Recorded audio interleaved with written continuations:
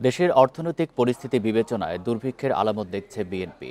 সংকট নিরসনে নির্বাচনের কোনো বিকল্প নেই বলে মন্তব্য করেছেন দলটির সিনিয়র যুগ্ম মহাসচিব রুহুল কবির রিজভী। এদিকে বিএনপির ভাইস চেয়ারম্যান শামসুজ্জামান দুদু বলেছেন, আগামী ১০০ বছরেও আওয়ামী লীগ ফিরে আসার সম্ভাবনা নেই। শুক্রবার আলাদা দুটি আলোচনা সভায় এসব মন্তব্য করেন তারা। বাংলাদেশের উপর ৩৫% শুল্ক আরোপের পর থেকেই যুক্তরাষ্ট্রের সঙ্গে চলছে দিন দরবার, আলোচনা চলছে ভবিষ্যৎ বাণিজ্যের গতি প্রকৃতি নিয়ে। শুক্রবার নয়াপল্টনে কেন্দ্রীয় কার্যালয়ের সামনে জিয়া পরিষদের আলোচনা অনুষ্ঠানে দুর্ভিক্ষের আশঙ্কার কথা জানান বিএনপির সিনিয়র যুগ্ম মহাসচিব রুহুল কবির রিজভী।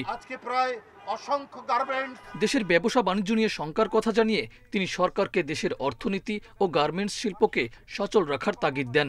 বলেন, নির্বাচনের মধ্য দিয়ে জনগণ ভোটের অধিকার ফিরে পেলে সব সমস্যার সমাধান হবে, আর দুর্ভিক্ষের মতো পরিস্থিতি সৃষ্টি হলে মানুষ কাউকে ছেড়ে দেবে না বলেও হুঁশিয়ারি দেন রিজভী। এটা শুধু মুখের কথা নয়, সামনে সেপ্টেম্বর অক্টোবর মাসে দুর্ভিক্ষ হয় কিনা এটা এখন মানুষের মনে মনে।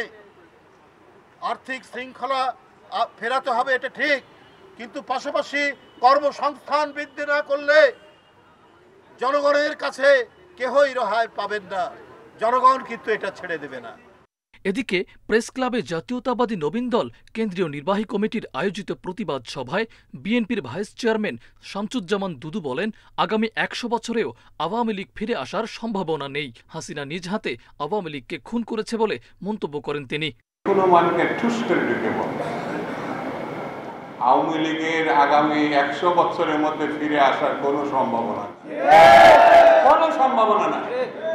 আওয়ামী লীগকে হত্যা করেছে, খুন করেছে, সেই হত্যাকারী আছে শেখ হাসিনা। কারা জামানত হারিয়ে দেশ ছেড়ে পালাবে সেটা নির্বাচন হলেই বোঝা যাবে বলেও জানান শামসুজ্জামান দুদু। বাজেয়াপ্ত হয়ে দেশ ছাড়া হবে, এটা নির্বাচন ছাড়া তো বোঝা যাবে না।